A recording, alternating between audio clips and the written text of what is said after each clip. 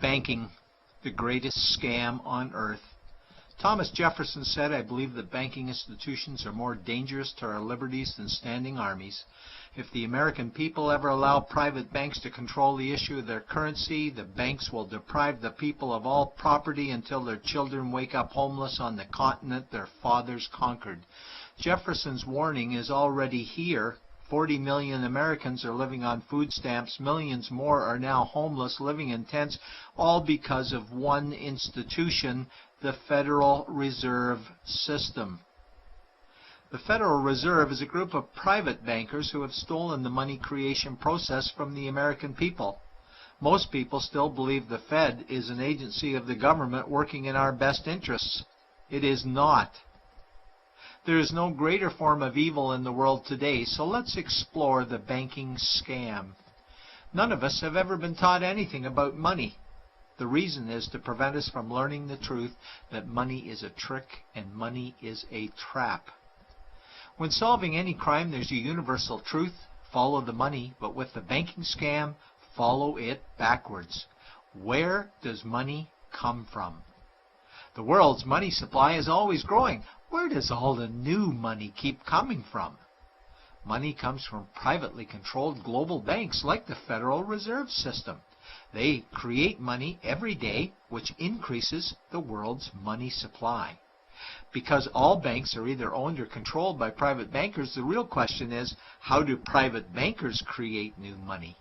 And the answer is they create it out of thin air. Bankers create money out of nothing. They make it up. It is a fiction. Wow. Godlike power to create something of value out of nothing. A stroke of a keyboard and money is created. In fact, only 3% of the world's money is even in the form of bills and coins, which means 97% of all money in the world is just numbers typed on a computer screen. This is part one of the banking scam. Money is created out of nothing.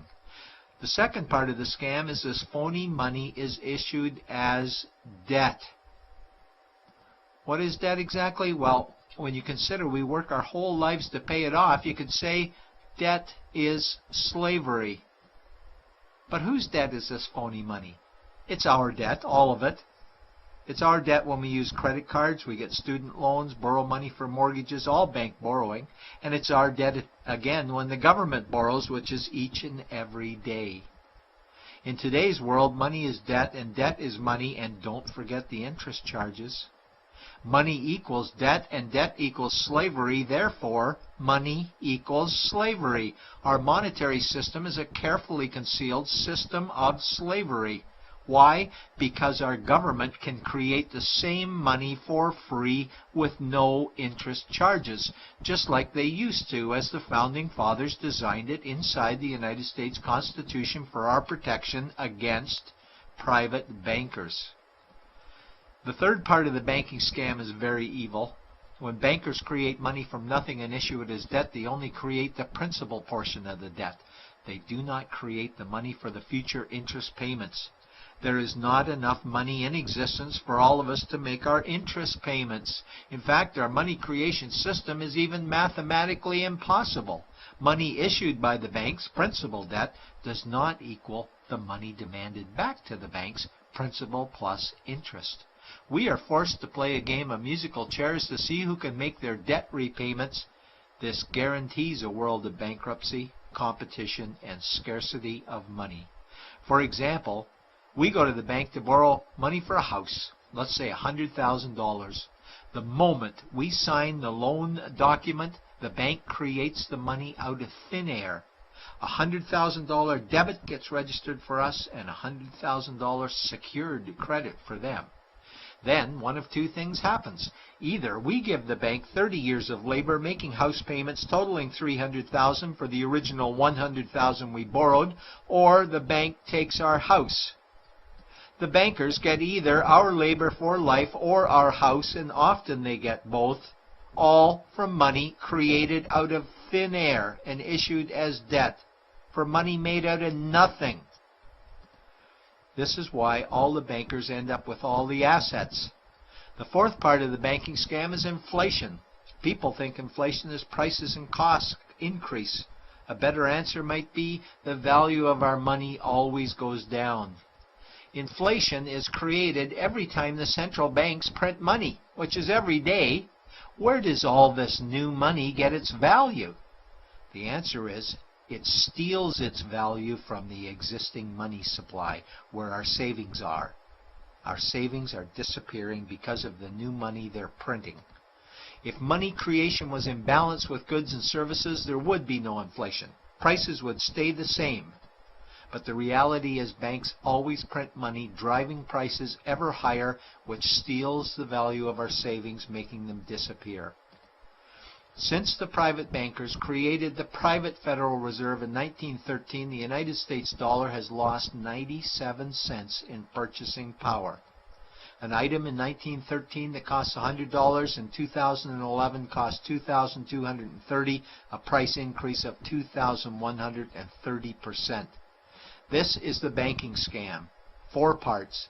Private bankers create money out of nothing and charge interest on it. There is no money created for the future interest payments, and inflation steals our savings every day. In order for the banking scam to be pulled over our eyes, the bankers need help from the likes of paid-for politicians and appointed civil servants, military-industrial complex, mainstream media, multinational corporations, and the bankers' good buddies. For example, what do our banker-controlled television networks say about criminal bankers? "Oh, bankers are our saviors.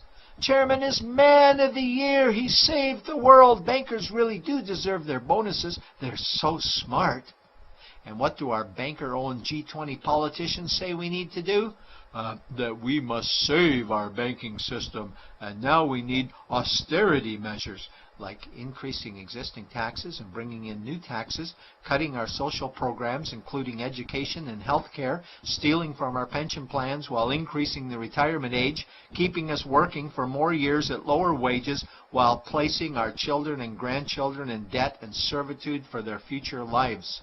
We are being lied to that we must go deeper in debt for bailouts, stimulus packages, quantitative easing, saving the too big to fail banks, credit easing, currency interventions, all names that mean the same thing, more debt to us. Is it not strange that the solution to too much debt is always more debt to us? And where is all this money going? It's going to the banks and to the bankers. They are stealing our money right now. 0.1% of the world's population owns 2/3 of the world's wealth. This means that 99.99% of the world's population own less than 1/3 of the wealth, a decreasing amount because these guys are stealing it. We desperately need to wake up to the banking scam. It is time for change. To retake control of our money system, we must stop supporting the banking scam. Lincoln said the government should create all the currency and credit needed to satisfy the spending power of government and the buying power of consumers.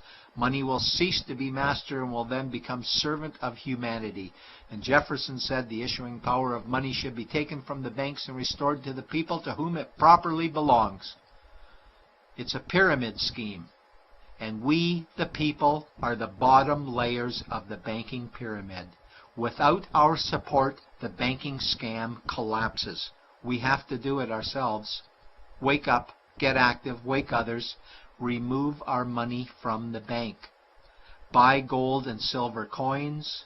Get out of debt. Rip up your credit cards. These actions will bring down the banking scam. Only vote for politicians who support debt-free money, or run for office yourself, and turn off mainstream media to search for the truth while you still can, and support every effort to end the Federal Reserve System and all the privately owned central banks. Let's bring these criminals to justice to get our money and our countries back before it's too late.